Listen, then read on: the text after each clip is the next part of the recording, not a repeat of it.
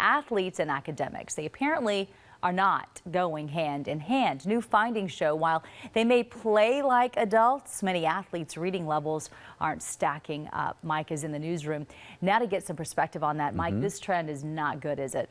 Well, we're going to try to figure it out this morning and how to fix this. A lot of college athletes, of course, we love watching them play. They play like pros, but how well do they really perform academically? A new study shows that some college athletes read only at an 8th grade level. Now, joining us to discuss this morning are Dr. Jason Sosa, who's with Rice University's Department of Sport Management, also Jolanda Jones, who you're familiar with, former Houston City Councilwoman and former college athlete. We also have former college football players Crawford Jones there in the back, QB from the U of H, Raul Williamson from U of H, who is a linebacker, and Lamont Williams from Howard University. Okay, so here's the bottom line. CNN did this investigation, okay, and they found that public universities, when they're looking at the basketball and football programs, many of these students could only read at what they consider to be an 8th grade level.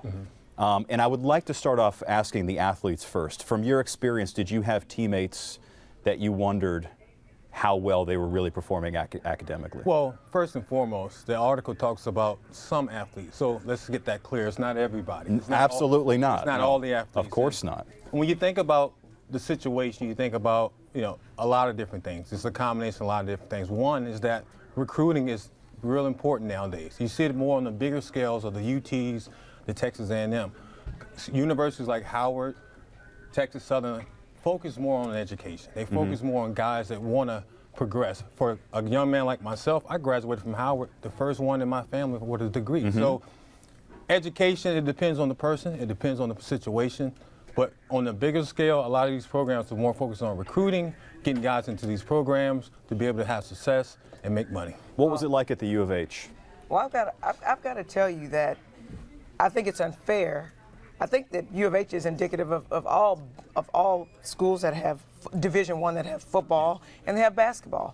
At the end of the day, everybody wants the championship team because they have the ability, if they're really good, to make a lot of money for the university. And let's face it, a lot of people want to go to schools if they have a really good sports team. It's true. And so what they tend to do is they start socially promoting football players and basketball players, because you don't see this in the non-revenue sports because they don't have the capacity to make tens and hundreds of millions of dollars. So you're not seeing it with women athletes, and you're not seeing it with, like, say, golf or tennis or something like that. It's football and basketball. But my problem with that is when you just focus on the athlete and you talk about keeping them out of college, why are you penalizing the athlete? When they were kids, some coach realized that they were really good and they started socially promoting them. They brought the high school a lot of publicity, and the teachers were like letting them pass. And so they were put through a system and they just weren't educated. And so I don't think it's fair to just focus and punish the kids. I think you need to look at the whole system, and it starts in Pop Warner football. But I think part of it too has to do with how you come in. I mean, when I came in, I didn't come in as a scholarship athlete. I came in as an academic scholarship. So my mindset was different. I was going to get my degree.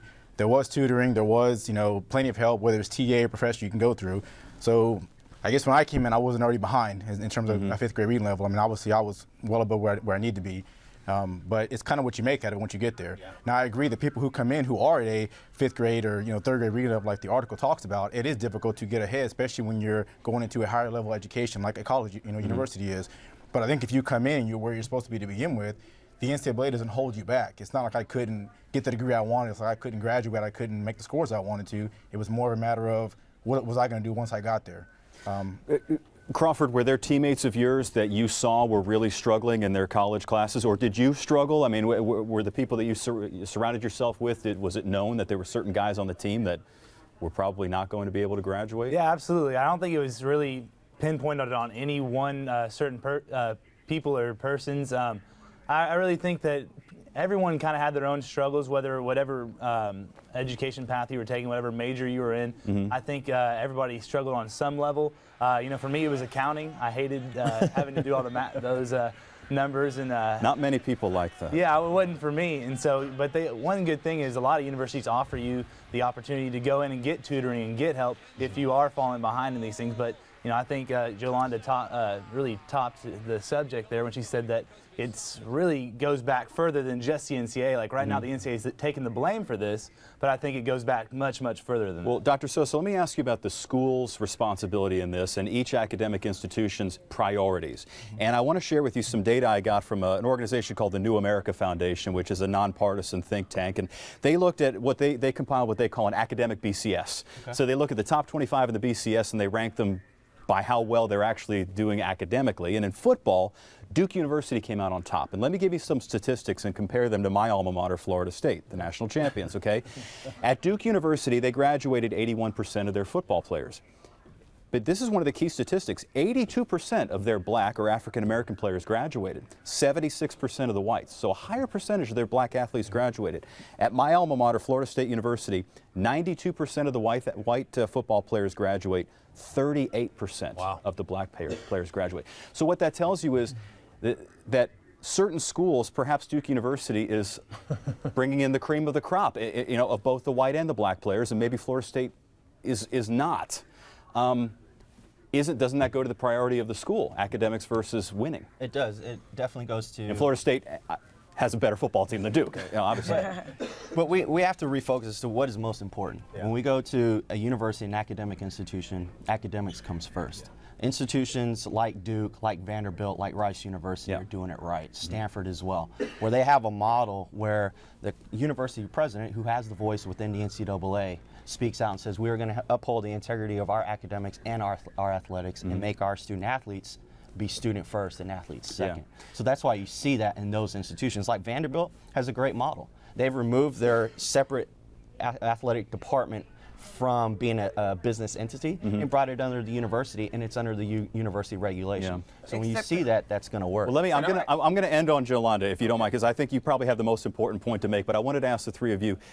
I'm going to assume, perhaps wrongly, I don't know, that you guys did you have NFL quality aspirations? Did you think you were going to make it to the NFL? Well, I actually did. You did? Yeah, I had a chance to sign with the Washington Redskins in 2003. Okay. So. But when you were brought in, though, you weren't necessarily brought in because, man, this guy is an incredible athlete, and who cares if he did horrible in school? From on a professional level or the collegiate level? At the collegiate level. Well, I had a chance to sign with the Virginia Tech Hokies out of college. But talking about academics, I didn't get my scores back in time, and I didn't qualify. Oh, okay. But a university like Howard was there stayed with me, was consistent. And the fact that my mom told me if I didn't play football, what school would I want to go to? Right. Well, Howard has an excellent school of business. Okay. I got a degree in business, and from there I was able to be successful in life. So it comes back down to, and I want to make a point too, you talked about Duke and Florida State. But you got to also think about the criteria and how to get in these universities. Right. Florida State is a state-funded school. You got guys in the state of Florida that's able to qualify, not just academically, from a money standpoint, too, from financial aid as well. We're almost out of time, but Jolanda, we only literally have like 10, 15 seconds. You're queen of the United States, okay? Really? Okay. Which a lot of people would like. How do you solve this problem of what you said, starting at the youth level and making sure that if these kids can't read at a third grade level, they wouldn't have gotten past the third grade? Because as you know, the statistics show if you're behind in reading in third grade, it's really, really hard to catch up. And so you've got to hold the elementary schools accountable, which means you've got to provide funding to public education. Yes. And I worry about people who are in public education. So that's where the problem starts, because if you educate them, they'll be prepared. Improving the public education system, making people more accountable. Gentlemen and Ms. Jones, thank you so much. It's a very, very complicated issue, and I didn't mean to bash my alma mater. It's a great school with a great meteorology program, too. Get in that plug there. But yeah, Mike, what an interesting conversation and a diverse panel. I really enjoyed that.